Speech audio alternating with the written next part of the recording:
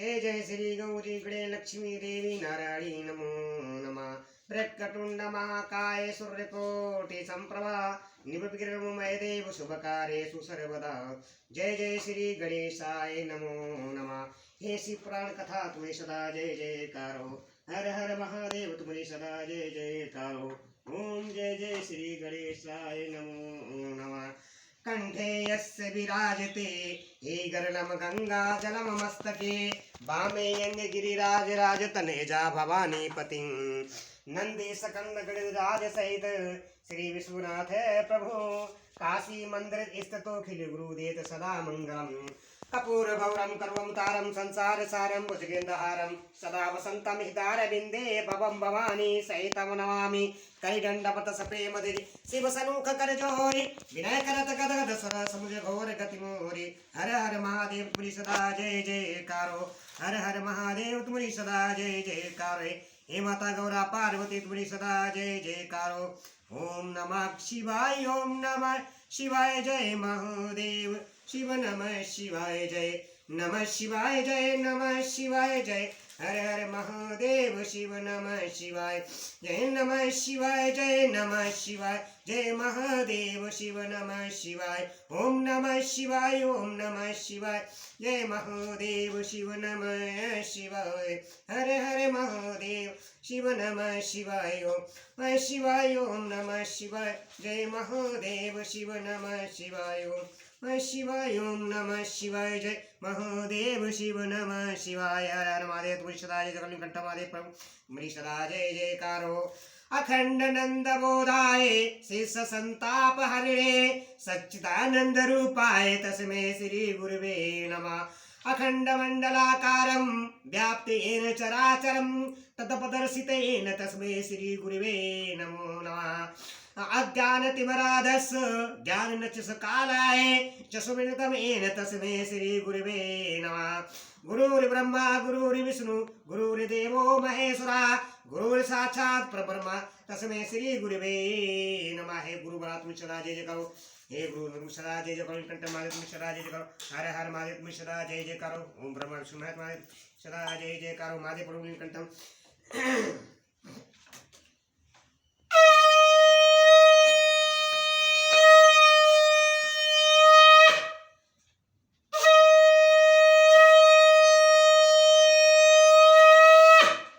महादेव। ओम नमः शिवाय ओम नमः शिवाय। हर हर महादेव शंभो अविनाशिनी मंगलकारी नमोस्तुते। मैं YouTube चैनल के माध्यम से श्री शिव महापुराण कथा प्रस्तुत कर रहा हूँ, सब भक्तजनों को सुना रहा हूँ। जो कल कथा मैंने सुनाई थी रुद्र संहिता से देवताओं का भगवान शिव से पार्वती के साथ विवाह करने का अनुरोध और भगवान विवाह के दोष बताकर अस्वीकार करना तथा उनके पुनः प्रार्थना करने पर स्वीकार कर लेना, जो कल कथा मैंने यूट्यूब माध्यम से सुनाई थी, जो आज मैं श्री शिव महापुराण कथा यूट्यूब चैनल के माध्यम से सुनाने जा रहा हूँ। रुद्र संहिता से अध्याय 25। भगवान शिव की आज्ञा से सप्त ऋषियों का पार्वती के आश्रम पर जा उनके शिव विषयिक अनुराग की परीक्षा करना और भगवान को सब वृत्तांत बताकर स्वरूप को जाना। जो भी इस कथा को सुनेगा, लाइक करेगा, कमेंट करेगा, उसके समस्त कलियुग के पाप नष्ट हो जाएंगे और घर में सुख शांति समृद्धि रहेगी। हर हर महादेव तुम्हें सदा जय जयकार हो। ब्रह्मा जी कहते हैं देवताओं के अपने आश्रम में चले जाने पर पार्वती के तप की परीक्षा के लिए भगवान शंकर समाधि स्थित हो गए। वे स्वयं अपने आप में अपने ही परात्पर स्वस्थ माया रहित तथा उपद्रव शून्य स्वरूप का चिंतन करने लगे। उस हृदय वस्तु के रूप में साक्षात भगवान महेश्वर ही विराजमान हैं। उनकी गति का किसी को ज्ञान नहीं होता। वे भगवान वृषध्वज ही सबके इष्टा परमेश्वर हैं। तात उन दिनों पार्वती देवी बड़ी भारी तपस्या कर रही थी। उस तपस्या से रुद्रदेव भी बड़े विषय में पड़ गए। भक्ताधीन होने के कारण ही वे समाधि से विचलित हो गए और किसी कारण से नहीं। तदंतर सृष्टिकर्ता हर ने वशिष्ठ आदि सप्त ऋषियों का स्मरण किया। उनके स्मरण करते ही वे सातों ऋषि शीघ्र ही वहां आ पहुंचे। उनके मुख पर प्रसन्नता छा रही थी तथा वे सबके सब अपने सौभाग्य की अधिक सराहना करते थे। उन्हें आया देख भगवान शिव के नेत्र प्रसन्नता से प्रफुल्ल कमल के समान खिल उठे और वे हंसते हुए बोले, तात तात सप्त ऋषियों, तुम सब लोग मेरे हितकारिक तथा संपूर्ण वस्तुओं के ज्ञान में निपुण हो, अतः शीघ्र ही मेरी बात सुनो। गिरिराज कुमारी देवेश्वरी पार्वती इस समय सुस्थिर हो गौरी शिखर पर नामक पर्वत पर तपस्या कर रही हैं। मुझे पति रूप में प्राप्त करना ही उनकी तपस्या का उद्देश्य है। द्विजों, इस समय केवल सखियां उनकी सेवा में हैं। मेरे सिवा दूसरी समस्त कामनाओं को परित्याग करके वे एक उत्तम निश्चय पर पहुंच चुकी है। मुनिवरों, तुम सब लोग मेरी आज्ञा से वहां जाओ और प्रेम पूर्ण हृदय से उनकी दृढ़ता की परीक्षा करो। वह तुम्हें सर्वथा क्षण युक्त बातें कहनी चाहिए। उत्तम व्रतधारी महर्षियों, मेरी आज्ञा से ऐसा करना है, इसीलिए तुम संशय नहीं करना चाहिए। भगवान शंकर की यह आज्ञा पाकर वे सातों ऋषि तुरंत ही उस स्थान पर जा पहुंचे जहां दीप्तमती जगत माता पार्वती विराजमान थी। सप्त ऋषियों ने वहां शिवा को तपस्वी की मूर्तिमती दूसरी सिद्धि के समान देखा। उनका तेज महान था। वे अपने उत्तम तेज से प्रकाशित हो रही थी। उन उत्तम व्रतधारी सप्त ऋषियों ने उन्हें मन ही मन प्रणाम किया और उनके द्वारा विशेषता पूजित हो वे मस्तक झुकाए इस प्रकार बोले। ऋषियों ने कहा कि देवी गिरिराज नंदिनी, हमारी यह बात सुनो। हम जानना चाहते हैं कि तुम किस लिए तपस्या करती हो तथा इसके द्वारा किस देवता को और किस फल को पाना चाहती हो। उन द्विजों के इस प्रकार पूछने पर गिरिराज कुमारी देवी शिवा ने उनके सामने अत्यंत गोपनीय होने पर भी सच्ची बात कही बताई।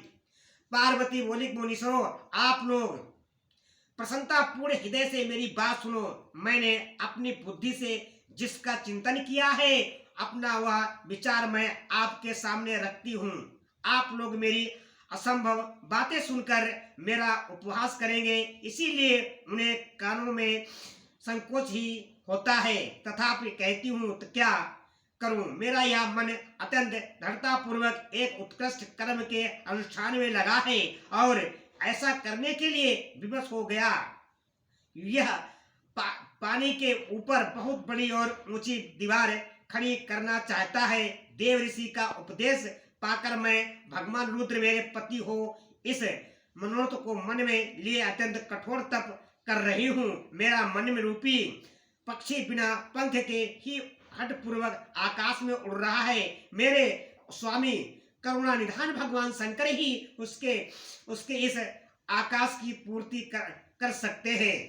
पार्वती का यह वचन सुनकर वे मुनि हंस पड़े और गिरिजा का सम्मान करते हुए प्रसन्नता पूर्वक क्षण युक्त मिथ्या वचन बोले।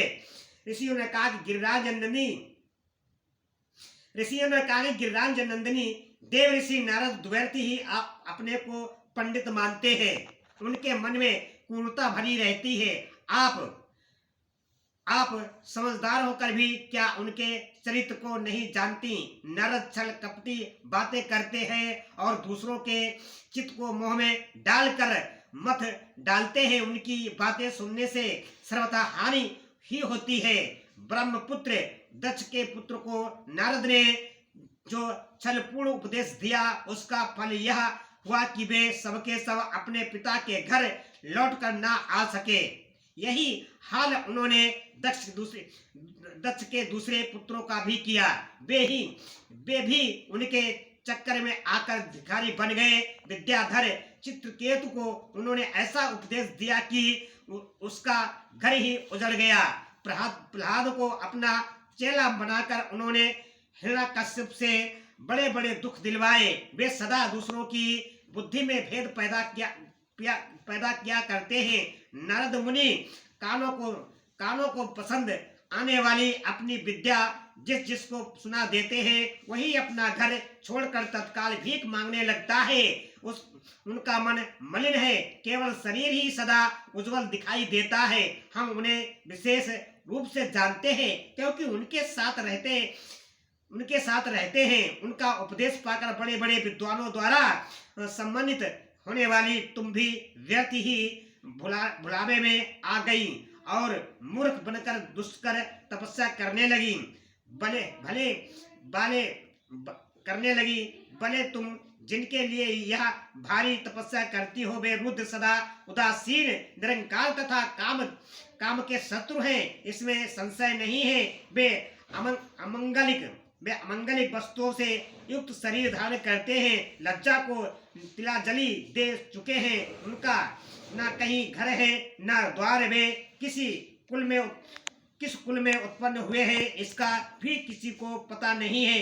कुत्सित भेष धारण किए भूतों तथा प्रेत आदि के साथ रहते हैं और नंग धड़ंग हो शूल धारण किए घूमते हैं।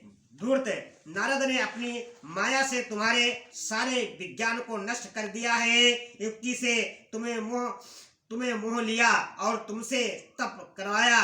देवश्री गिरजानंदिनी तुम्हें विचार करो कि ऐसा वर को पाकर तुम्हें क्या सुख मिलेगा। पहले रुद्र ने बुद्धि से खूब सोच विचार कर सती से विवाह किया, परंतु वे ऐसी मूढ़ है कि कुछ दिन भी उनके साथ निभा ना सके। उस बिचारी को वैसे ही दोष देकर उन्होंने त्याग दिया और स्वयं स्वतंत्र हो अपने निष्कल और शोक रहित स्वरूप का ध्यान करते हुए उसी में सुख पूर्वक रम गए। देवी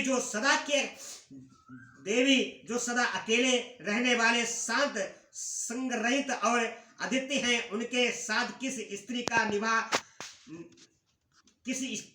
स्त्री का निर्वाह कैसे होगा। आज भी कुछ नहीं बिगड़ा है, तुम हमारी आज्ञा मानकर घर लौट चलो और इस दुर्बुद्धि को त्याग दो। महाभागे, इससे तुम्हारा भला होगा। तुम्हारे योग वर है भगवान विष्णु, जो समस्त सद्गुणों से युक्त हैं।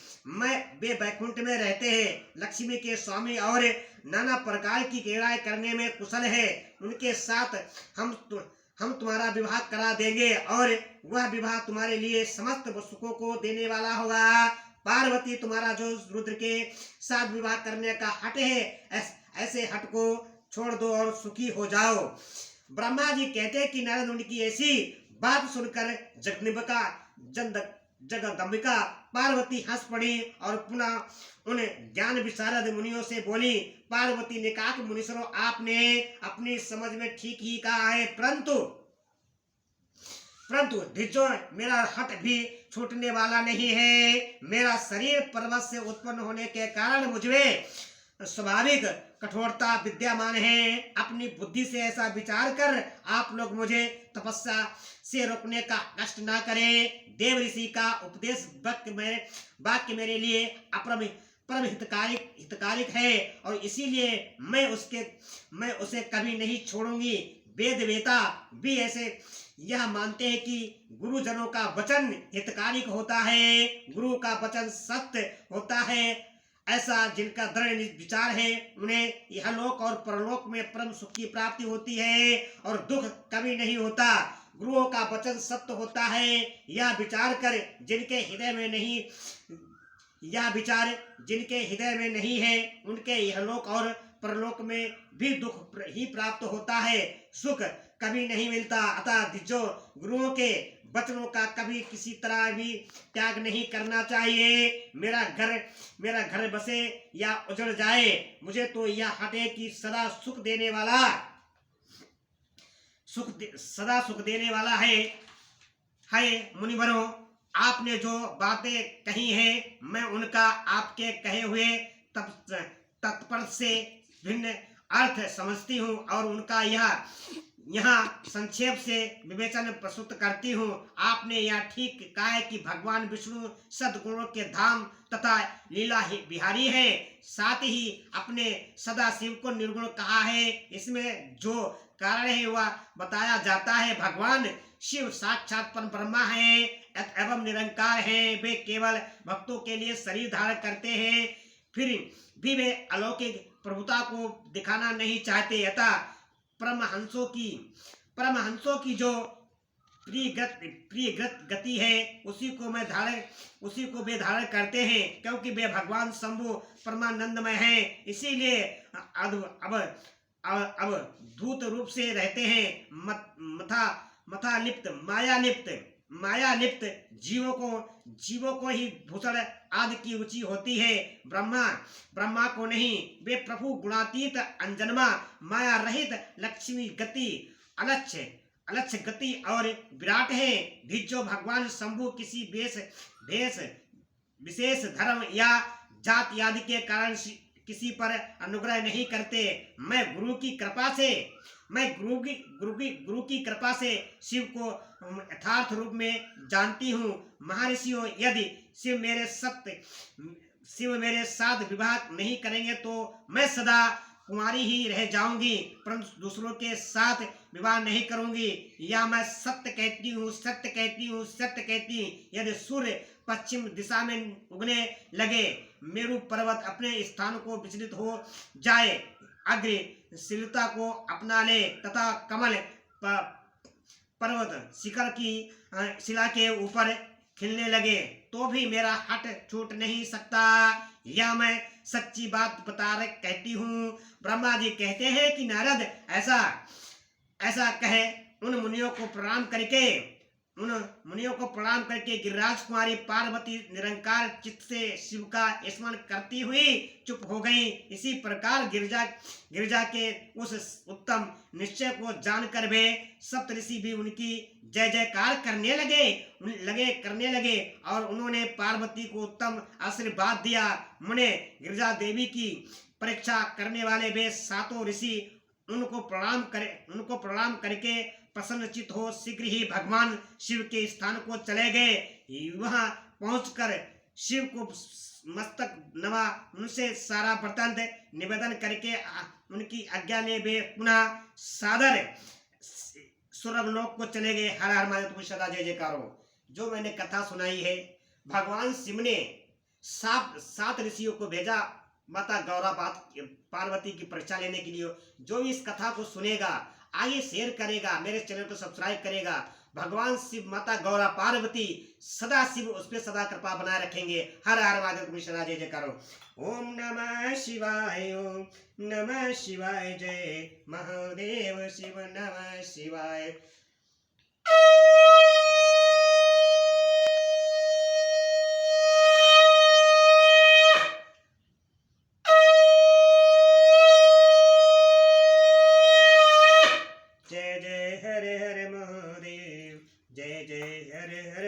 महादेव राम राम की लूट है, लूट सके तो लूट, काल समय पछताएगा जब प्राण जाएंगे छूट। बोलो सिया बलराम चंद्र की जय हो पवन पुत्र हनुमान की जय। हर हर महादेव, तुम्हारी सदा जय जयकार हो। हे माता गौरा पार्वती, तुम्हारी सदा जय जयकार हो। हर हर महादेव, सदा जय जयकार हो।